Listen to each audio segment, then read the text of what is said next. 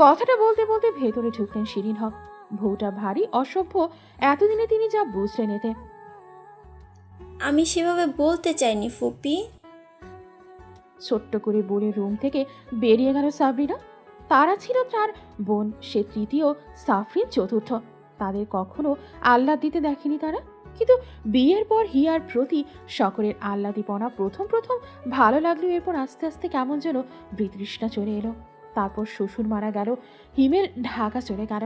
তখন তো আর এমন আহ্লাদ দেখানোর কোনো বারেই হয় না, সেই হতেই দেয়নি আর।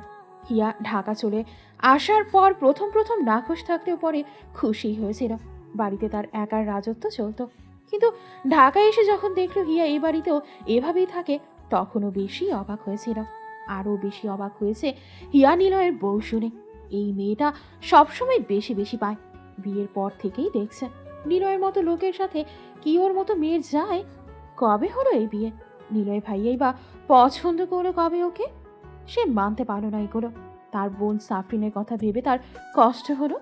হিয়ার প্রতি পরে যাওয়াটাও বিষাদটা যেন আবারও মাথা ছাড়া দিল। তাই তো সকলের অগোচরে অপমান করে কথা বলতো, তবে আজ ভুল করে ফেললো সকলের সামনে বলে। থাক, কোনো সমস্যা না, আবার একা পেলে করা যাবে না। হ্যাঁ, মুখ বাঁকিয়ে রুমে এসে পড়ল সাবরিনা। ঘড়িতে রাত 9:18। আহসান ভিলায় একটা রমরমা ভাব শুরু হয়ে গিয়েছে ইতিমধ্যে। টুকিটাকি মানুষকে বলেছে আকদ উপলক্ষে। জেসমিন বেগমদেরও বলেছিলেন আসতে, কিন্তু ওনারা কেউই নাকি আসতে পারবে না। তার উপর জেরিন আর শিহাব বর্তমানে রয়েছে কানাডায়। হঠাৎ করে ওদের এত দূর চলে যাওয়ার সিদ্ধান্ত কেউই বুঝতে পারেনি, কিন্তু ছেলে মেয়েদের জোরে আর না করতে পারেনি জেসমিন বেগম। তার উপর কিছুদিন আগে আনায়া, জেরিন আর শিহাবের একটা ছোটখাটো অ্যাক্সিডেন্ট হয়েছিল। ছেলে মেয়েগুলো ভয়ে কেমন চুপসে ছিল কয়েকদিন। এরপর হঠাৎই সিদ্ধান্ত। জেসমিন বেগম খুব কান্নাকাটি করেছিলেন ওদের আটকাতে, কিন্তু ওরে বারণ শোনেনি। অবশ্য শুনবেনই বা কি করে, কিছু কি আর তাদের ইচ্ছে হচ্ছিল? ওরা চলে যাওয়ার পর ভদ্রমহিলা আর তার স্বামী থাকে একা বাড়িতে। শিহাবের বাবা আবার অনেক ব্যস্ত, আসার সময় একেবারেই নেই। আর স্বামীকে একা রেখে ভদ্রমহিলা কিভাবে আসেন? তাই আর আসেনি, নিষেধ করে দিয়েছে। নিলয় বাড়ি আসতো যখন তখন ঘড়ির কাঁটা 9:30 পেরিয়ে। সিঁড়ি বেয়ে উপরে উঠে রুমের দিকে অগ্রসর হলো নিলয়। হিয়া দেখলো নিলয়কে রুমের দিকে যেতে। তার দু হাতেই মেহেদি দেওয়া, মিশুই দিয়ে দিল। মেয়েটার খুবই কষ্ট হয়েছে সকলকে দিয়ে দিতে, তবে তার মনে হয় এর চেয়েও বেশি কষ্ট পেয়েছে যখন জানতে পেরেছে সে তার অতি প্রিয় নিলয় স্যারের কাজিন প্লাস ওয়াইফ। মিশু আশ্চর্য হয়ে মিনিট 10 কাটিয়ে দিয়েছিল হিয়ার দিকে তাকিয়ে। তারপর আস্তে আস্তে ঠিক হলো মেয়েটার হাব ভাব, তবে তাকে কথা শোনাতে আর চোখ পাকাতে ভরেনি। এত সব কিছু মাথা থেকে ঝেড়ে ফেলে সেও নিলয়ের পিছু পিছু আসত। গুরুত্বপূর্ণ সংবাদটা এখনই দেওয়া যায়, নয়তো বিয়ের ঝামেলায় 2-1 দিন সময় নাও পেতে পারে। আর এই লোক যেই মহাব্যস্ত মানব, সারাদিন কোথায় থাকে কি করে আল্লাহ মারু। নিলয় রুমে দরজা খুলে ভেতরে পা দেওয়ার আগেই তার মোবাইলে কল আসতো, রকিবের ফোন। সে ভেতরে না গিয়ে দরজার থেকেই ফোন কানে চাপলো। ভাই, আসলাম খন্দকার আমাদের কয়েকটা ছেলেকে নিয়ে আটকে রেখেছে, মৃত্যু হুমকি দিচ্ছে। আপনি আসলে ভালো হতো। দাঁতে দাঁত চাপলো নিলয়। কুকুরের লেজ কখনো সোজা হওয়ার না। আসছি আমি, জানোয়ারগুলোর এক একটাকে দেখে ছাড়বো আজ। কল কেটে মোবাইল পকেটে পুরে পিছু ঘুরে আবার বাইরের উদ্দেশ্যে রওনা দিতে চাইল নিলয়, কিন্তু বাদ সাধল হিয়া। কোথায় যাচ্ছেন আপনি? কয়েকদিন আগে কি হয়েছিল ভুলে গিয়েছেন? কোথাও যাবেন না আপনি। নিলয়ের সামনেই মেহেদি দেওয়া 2 হাত ছড়িয়ে রেখেছে হিয়া নিলয়কে আটকানোর উদ্দেশ্যে। ফোনে বলা শেষের কথাটা সে শুনেছে। সে আজ কিছুতেই নিলয়কে যেতে দেবে না। আগের রক্তাক্ত অবস্থায় দ্বিতীয়বার নিলয়কে সে দেখতে চায় না। পথ ছাড়, কাজ আছে আমার, বের হতে হবে। না, আমি যেতে দিব না আপনায়। আবার গিয়ে মারামারি করবেন, আপনি আবার আঘাত পাবেন। আমি কিছুতেই যেতে দিব না। বাচ্চামো করে না হিয়া, কিচ্ছু হবে না। এক কথা বারবার বলিয়ে রাগ উঠাস না আমার, সর। হিয়াকে সরিয়ে নিলয় হাঁটা দিল সামনের দিকে। হিয়াও পিছু পিছু ছুটল।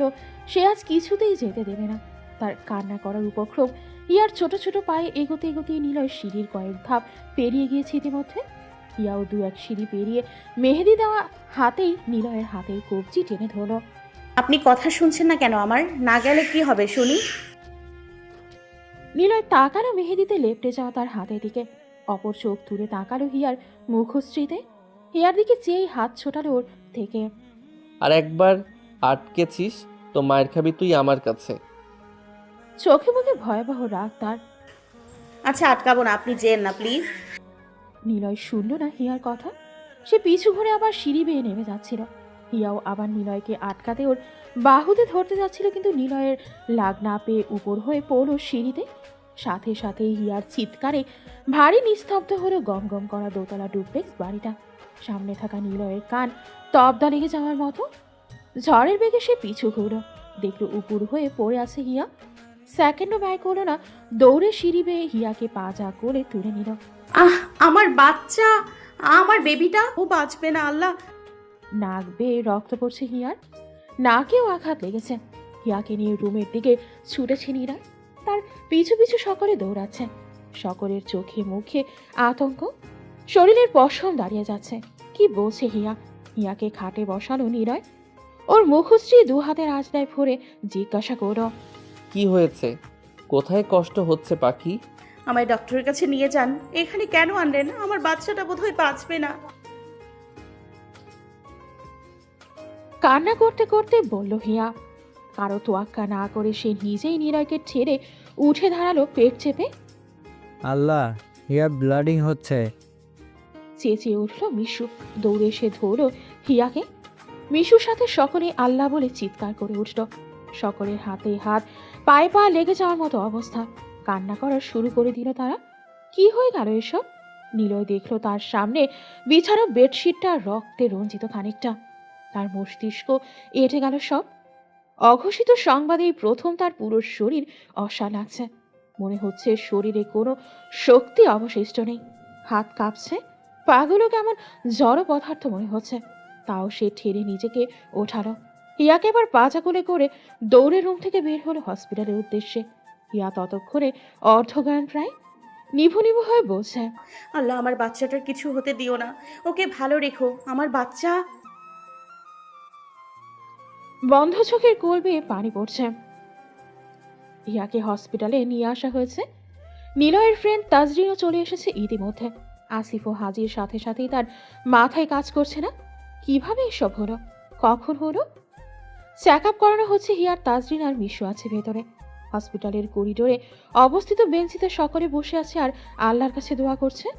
নিলয় দাঁড়িয়ে পাথর বনে তার শার্টে হিয়ার মেয়েলি রক্তের দাগ, তার সন্তানের চিহ্ন এটা।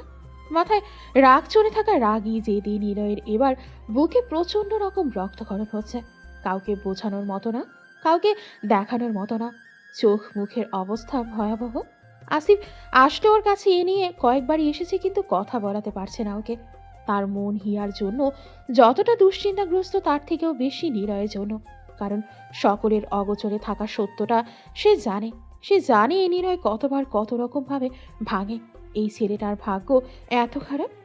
এই মুহূর্তে দাঁড়িয়ে তার এটাই মনে হচ্ছে। তার বন্ধু নিলয় হতভাগা, খুবই হতভাগা। তা না হলে নিজের জীবনের সবচেয়ে খুশির সংবাদটা এইভাবে কেন পাবে? কেন পাওয়া খুশির আনন্দে বিমোহিত না হতেই বিয়োগে পাথর বনে যাবে? তোর কোনো দোষ নেই এদিকে। তুই প্লিজ এমন করিস না, একটু স্বাভাবিক হ প্লিজ ভাই, একটু কথা বল। নিলয় নিশ্চুপ, কোনো সারা শব্দ নেই ওর। তাজরিন বেরিয়ে আসলো সামনের কেবিন থেকে। সর্বপ্রথম আসিফ আর নিলয়ের দিকেই তাকালো। চোখের ইশারায় আসিফকে জিজ্ঞেস করো বলবে কিনা। আসিফও চোখের ইশারায় হ্যাঁ বোঝালো। পাশে থাকা সবাই তাজরিনকে দেখে এদিকেই এগিয়ে আসলো। তাজরিন সময় নিয়ে বলা শুরু করলো, টুইন বেবি ছিল, মিসক্যারেজ হয়েছে, তবে আল্লাহর রহমতে রয়েছে বিদায় একজন এখনো উপস্থিত মাতৃগর্ভে। কিছুটা দম নিয়ে আবার বলল, শি ইজ টুইট, ওর একদম বেড রেস্টে থাকতে হবে। নিলয় কি বলেছিল বুঝতে পেরেছিস? নিলয় নিঃসুপ থেকে তাজরিনের দিকে তাকালো। চোখগুলো কেমন রক্তবর্ণ, সম্পূর্ণ মুখই কেমন লাল হয়ে আছে। নিলয়ের নাক শিরশির করছে। সে এক হাতে অনবরত নাক ঘষে তাজরিনকে শুধালো। ও ভালো আছে, দেখা করা যাবে? পাশে থাকা আসিফ বাদ সাধল। এখন দেখা করতে হবে না, তুই চল আমার সাথে আমার কেবিনে। আসিফ টানলো নিলয়কে, কিন্তু এক চুলও নড়াতে পারল না।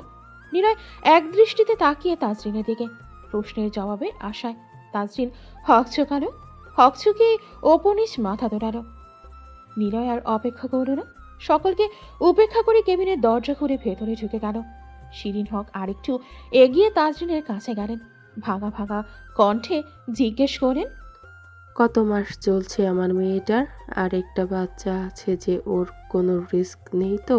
13 সপ্তাহ চলছে আন্টি, মানে 3 মান্থস ওভার। আর যে বেবিটা এখনো আছে ওর আপাতত কোনো লাইফ রিস্ক নেই, ইনশাল্লাহ সুস্থ থাকবে। তবে হিয়া খুব উইথ হিমোগ্লোবিন, ওজন সব কমর। ওর প্রপার চার্ট মেনটেন করে চলতে হবে পুরো প্রেগনেন্সিতে। শিরিন হক যেন আরও ভেঙে গেলেন। মেয়েটা 3 মাসের অন্তঃসত্ত্বা, আর সে বলতেই পারে না। চোখের সামনেই তো খাবার নিয়ে কত নানবান তালবাহানা করত। কেন মাথায় আসছে না তার দাদা দাদু ভাইও তো আসতে পারে, তাই হয়তো এমন করছে। মেয়েটা না হয় ছোট, তিনিও কি ছোট? তিনি এগিয়ে গেলেন হিয়ার মা সুমিতা বেগমের কাছে, 2 হাত ধরে বলেন, ভাবি, আমি আমার মেয়েটার খেয়াল রাখতে পারলাম না। মেয়েটা কত কষ্ট পাচ্ছে। কান্নায় ভেঙে পড়ল দুজনেই একসাথে।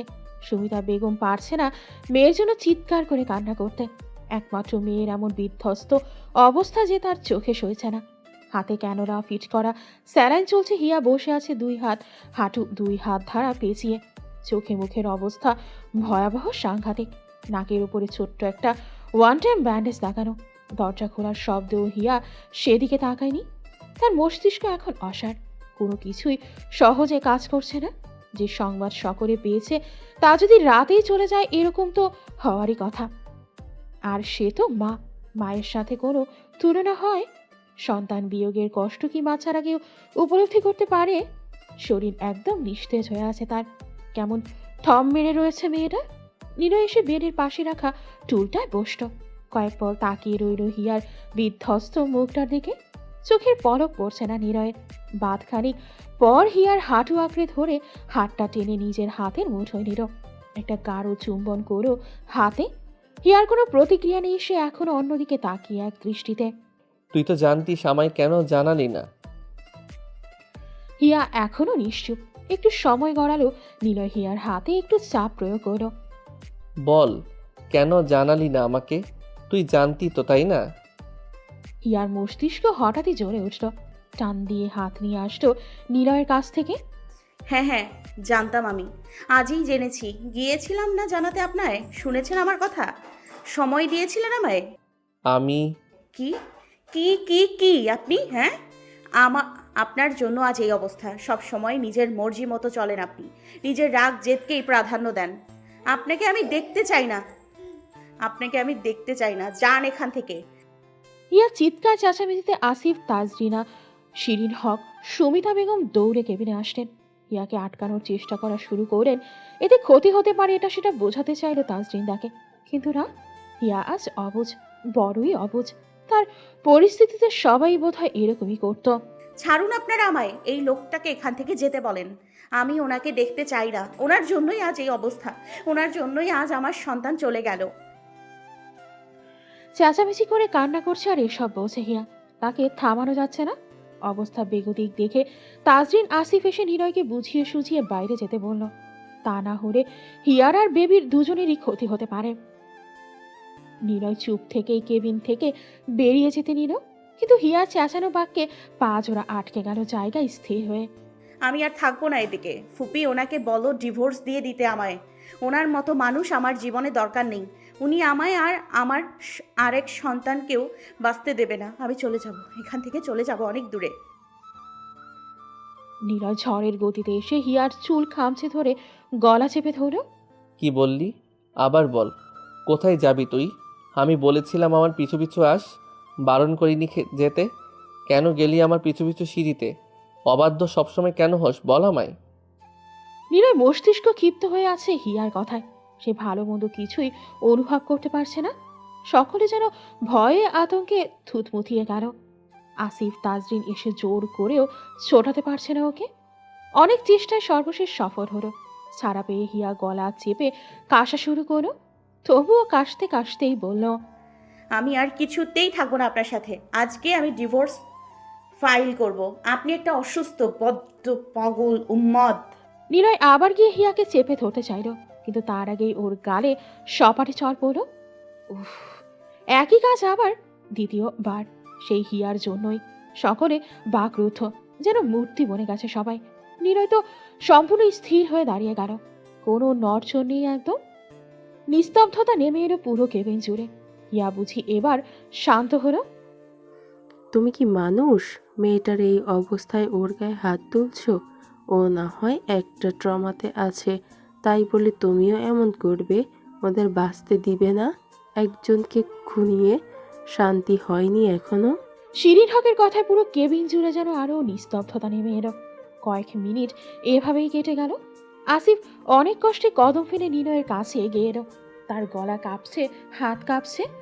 কাঁপা কাঁপা হাতেই পেছন থেকে নিলয়ের কাঠটা ধরলো। কিছু বলতে চাইলো, কিন্তু তার আগেই নিলয় ঘুরে ওর দিকে তাকালো। ডান হাতটা বেড়ে থাকা হিয়ার দিকে ইশারা করে বলল, ওকে বল আমার মৃত্যুর আগে ওর কোনো নিস্তার নেই। ও যদি ছাড়া পেতে চায় তাহলে যেন ও আমার মৃত্যুর জন্য দোয়া করে।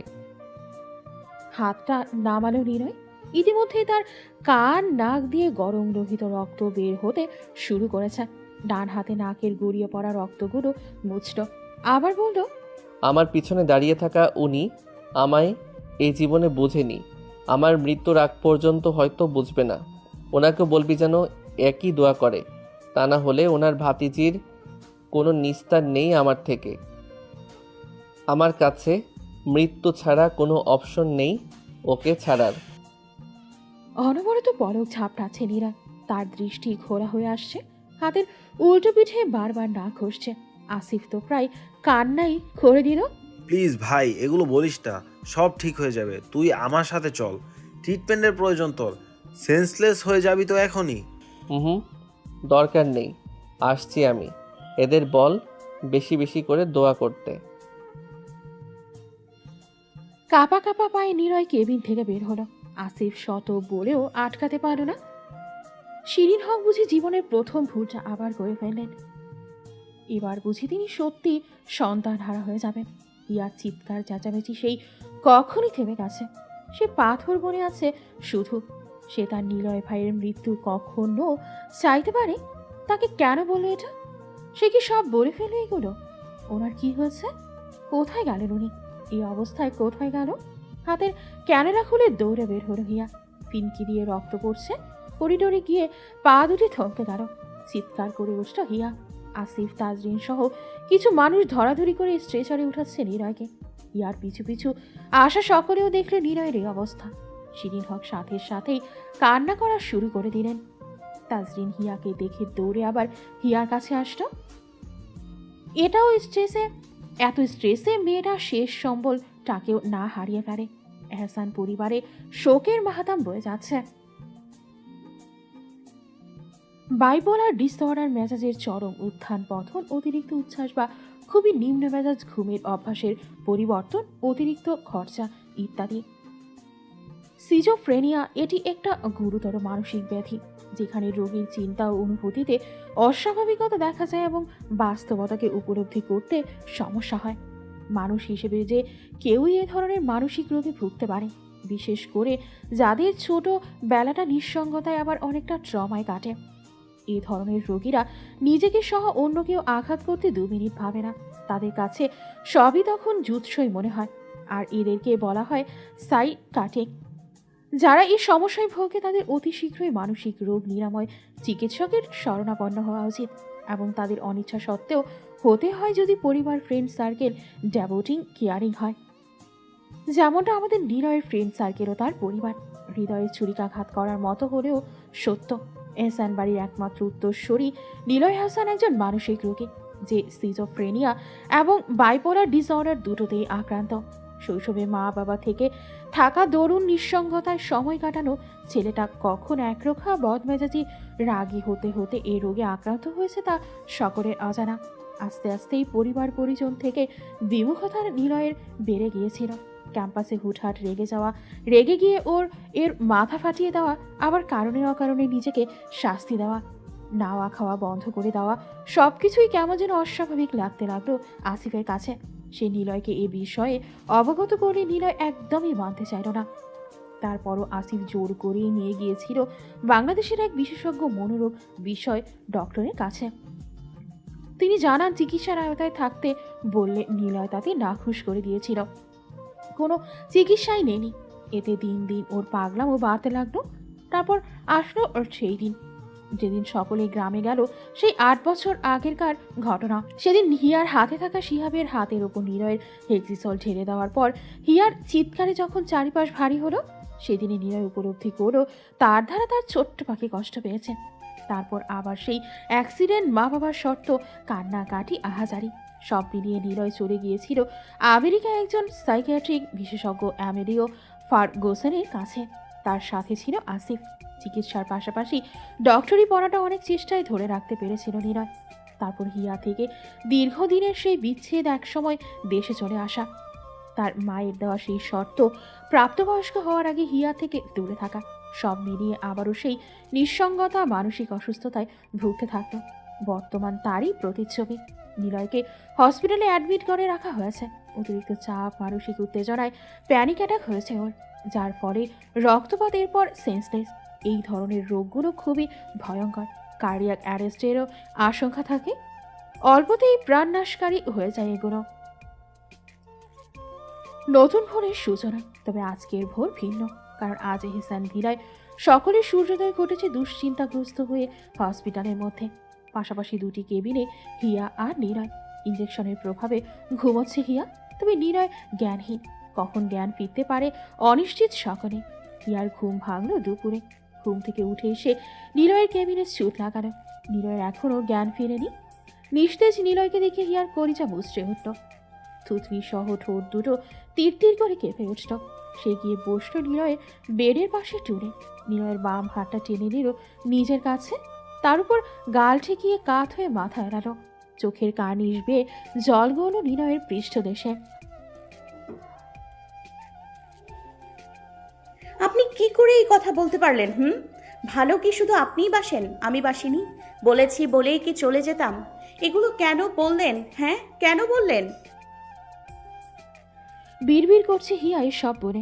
তার বুক ফেটে যাচ্ছে। নিলয় ছাড়া সে তার জীবন কল্পনাই করতে পারে না। নিলয়ের জ্ঞান ফিরল সন্ধ্যার পর।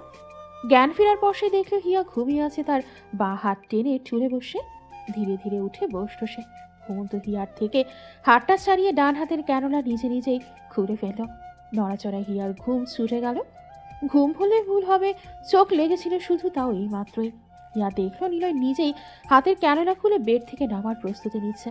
তার দিকে মোটেও তাকাচ্ছে না, তাকে নজর আন্দাজ করছে। তীর তীর করে হিয়ার থুতনি কাঁপা শুরু করল। চোখ টলমলে দিঘির ন্যায় হয়ে গেল। নাক টেনে বসা থেকে উঠে ঘুরে নিলয়ের সামনে গিয়ে দাঁড়ালো অপর পাশে। তবে নিলয় তাকালো না। সে আরেক পাশ দিয়ে বেড থেকে নেমে গেল। হিয়া আবার এপাশে আসতো নিলয়ের সামনে। নিলয় ব্যস্ত মোবাইল খুঁজে পকেটে পড়ল। হিয়ার দিকে ফিরেও তাকালো না। হিয়ার হাত টেনে পা উঁচু করে নিলয় মুখশ্রী দু হাতের আঁচড়ায় নিল। কাঁপা কাঁপা কণ্ঠে শুধালো, তাকাচ্ছেন না কেন আমার দিকে? বলতে বলতে তার চোখ গড়িয়ে জল পড়া শুরু হলো। নিলয় হিয়ার হাত ছাড়ো। ওকে অগ্রাহ্য করে ভুলে চলে যেতে উদ্যত হলো। এবার হিয়া আর একটু কাছে গিয়ে নিলয়ের বুকে আছড়ে পড়ল। শব্দ করে কান্না করা শুরু করলো। এরকম করছেন কেন? হ্যাঁ, একটু না হয় চেঁচামেচি করেছি, তাই এত সব কঠিন ভারী ভারী কথা বলতে হবে? আপনি যখন আমার সাথে চেঁচামেচি করেন, আমি বলি এগুলো কখনো? নিলয়ের গম্ভীর মুখে কোনো প্রতিক্রিয়া দেখা গেল না।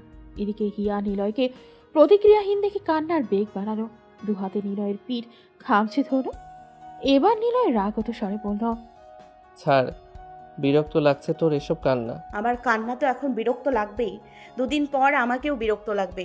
যে কথার জন্য আজ এমন করছেন, একদিন দেখব নিজেই আমাকে ছেড়ে। কথাটা শেষ করতে পারল না হিয়া। তুই শোধরাবার না তোকে। ক্ষিপ্র গতিতে নিলয়কে এগিয়ে আসতে দেখে সে পেছানো শুরু করলো। সে ভয় পেল, তবে ভয় পেয়ে ও ট্রিক্স খাটালো। এই দেখেন দেখেন, আমার বাচ্চা আপনার ভয় পাচ্ছে। বলছে পাপা এরকম করছে কেন? নিলয়ের চলন্ত পা জোড়া থেমে গেল। চিত্ত জুড়ে কেমন যেন এক অনুভূতি হয়ে গেল। প্রগাঢ় গাঢ় চোখে তাকালো হিয়ার উদরে। বেশ কিছুক্ষণ তাকিয়ে রইল সেদিকে। তারপর আস্তে আস্তে চোখ তুলে হিয়ার চোখে চোখ রাখলো। নিলয়কে এভাবে তাকাতে দেখে হিয়ার কান্নার আবার ঠেলে বেরিয়ে আসতে চাইল। তার কথায় লোকটা কত কষ্ট পেয়েছে। ঠোঁট ভেঙে কান্না করা ভাঙা কণ্ঠে আওড়ালো, সরি, আর কখনো ছেড়ে যাওয়ার কথা বলবো না। সরি, আর কখনো ছেড়ে দিতেও বলবো না। বিশ্বাস করুন, আপনাকে ছাড়া আমি নিজেই বাঁচবো না। এতগুলো সরি, আমার পক্ষে আপনাকে ছেড়ে যাওয়া ইম্পসিবল। আমি আপনাকে খুব ভালোবেসে ফেলেছি। দু চোখ দিয়ে বেয়ে পড়া পানি দ্বারের সাথে দিয়ে হিয়া কি দু চোখ দিয়ে বেয়ে পড়া বাড়িধারের সাথে হিয়ার এ প্রাণ জোড়ানো স্বীকারোক্তি। আর কি প্রয়োজন নিলয়ের? কাল বিলম্ব করল না নীরব। কদম বাড়িয়ে হিয়ার ছোট্ট আদলটা দুহাতে রাজ দেয় বয়ে হিয়ার কান্নার তবে কাঁপতে থাকা ঠোঁটগুলো দখল করে নীরব। এক একটা ছোঁয়ায় কি অগাধ ব্যাকুলতা ছিল উপলব্ধি করল হিয়া। এই উপলব্ধিতেই তার হৃদয় আবারও খণ্ডিত দ্বিখণ্ডিত হলো। নিজের সমস্তটা দিয়ে নিলয়কে আঁকড়ে ধরল সম্পূর্ণভাবে, যেন ছেড়ে দিলেই কোথাও পালিয়ে যাবে।